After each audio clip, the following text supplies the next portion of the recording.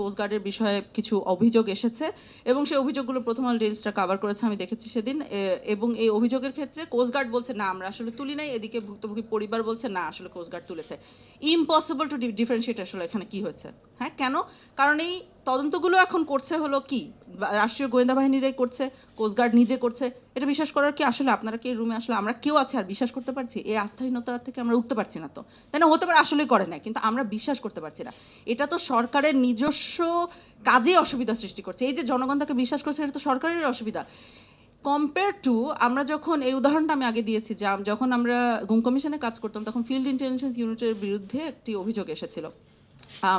তখন আমরা এএসইউর কাছ থেকে তদন্ত রিপোর্ট চেয়েছিলাম এবং তাদের তদন্ত রিপোর্টের ভিত্তিতে এবং আমাদের ভেরিফিকেশনের ভিত্তিতে আমরা পরিবারের সাথে বসে বলেছিলাম যে এখানে আর্মি দোষী না। হ্যাঁ, এখন পরিবার কিন্তু এই কথা আগে থেকে আর্মির কাছ থেকে শুনে আসছে, কিন্তু তারা বিশ্বাস করে নাই। হ্যাঁ, কেন বিশ্বাস করে না? এই যে আস্থাহীনতা।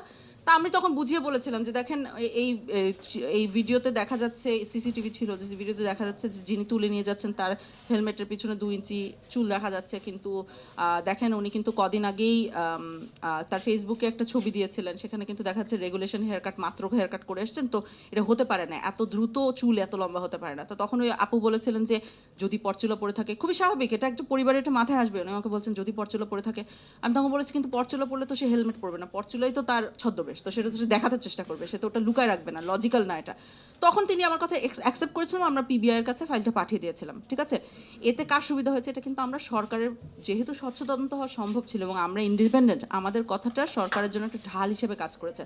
অর্থাৎ ইন্ডিপেন্ডেন্ট ইনভেস্টিগেশন কিছুতেই সরকারের জন্য অসুবিধাজনক কিছু না, এটা সরকারের স্বার্থেই কাজে আসে। সো আমি আর কথা বাড়াবো না, আমি যেটা বলছিলাম, আমি 3টে কথা বলতে চেয়েছি আজকে। একটা হলো আইনের যে সমস্যা সরকার সৃষ্টি করেছে এটাকে ঠিক করতেই হবে, আদারওয়াইজ তারা আবার আইন শৃঙ্খলা রক্ষাকারী বাহিনীদেরকে একটা দায়মুক্তি দেওয়ার চেষ্টা করছে। কিন্তু আমার দ্বিতীয় পয়েন্টে যেটা ছিল, এটা আসলে নিরাপত্তা বাহিনীর সদস্যদের জন্য দায়মুক্তি না, এটা সিম্পলি আসলে তৎকালীন সরকারের জন্য একটা দায়মুক্তি হিসেবে কাজ করে।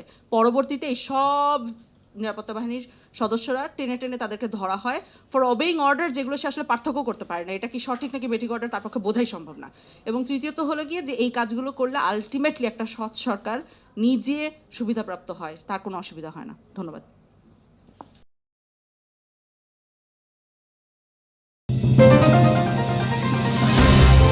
চ্যানেল বি+, নতুন সূর্যোদয়, নতুন বাংলাদেশ।